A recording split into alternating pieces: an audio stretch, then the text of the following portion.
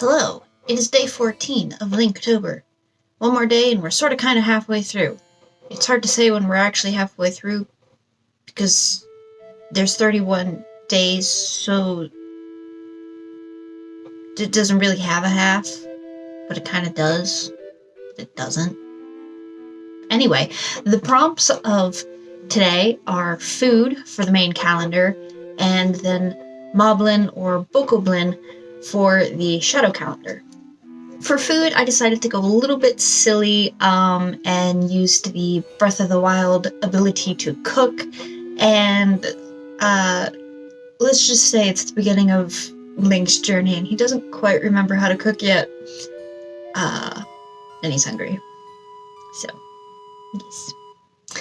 And then for the Moblin, I had the idea of doing sort of a more elite-looking Moblin, kind of going off of how the Ocarina Moblins looked, where they're a little bit more buff-looking rather than chunky. But he is my own Moblin, and will eventually play a role in my Darkness Descended story. So, let's check him out.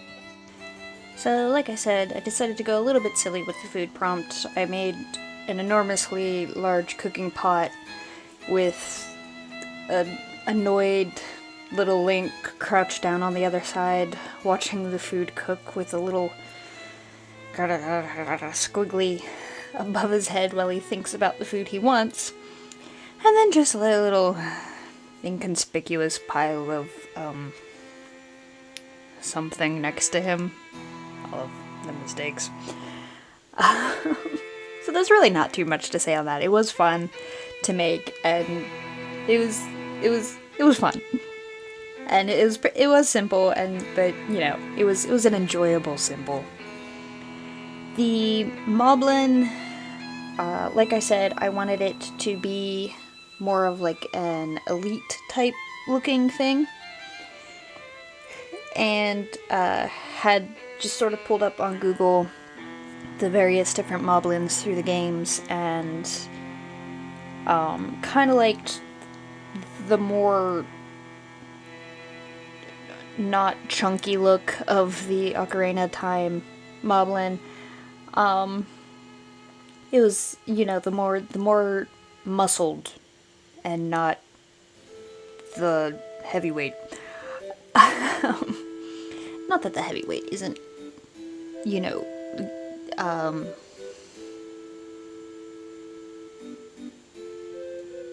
nice in his own way. Yeah. I mean, the Moblins from Wind Waker aren't too bad.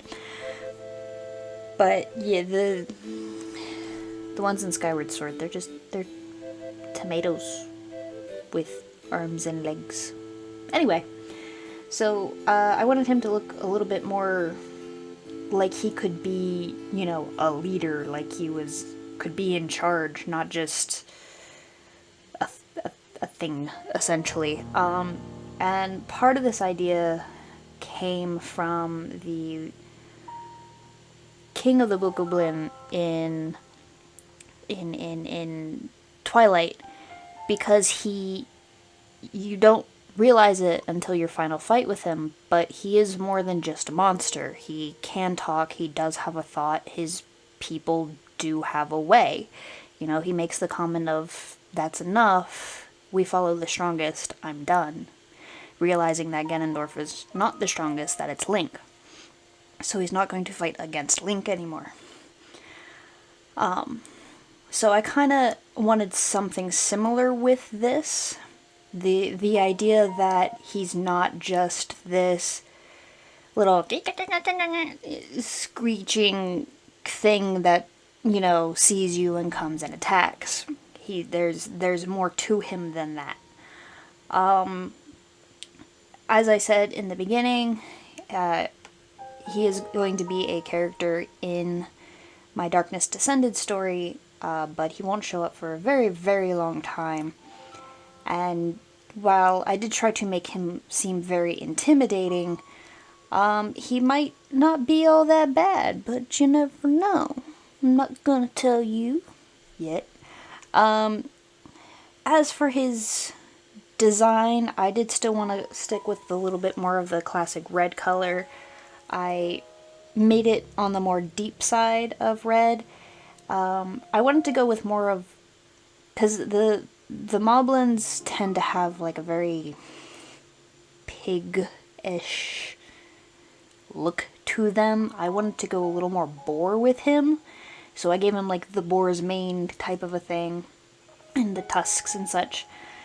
And with the mane, I kind of wanted it to do the. I wanted it to kind of look like a flame almost, so it has the black and then goes the yellow and the red. It didn't blend as nicely as I was hoping. I think I put a little bit too much black in there. Well, it wasn't like black, it was like a charcoal gray. But other than that, I'm really happy with this one. I did make the spearhead just a teeny tiny little bit too small.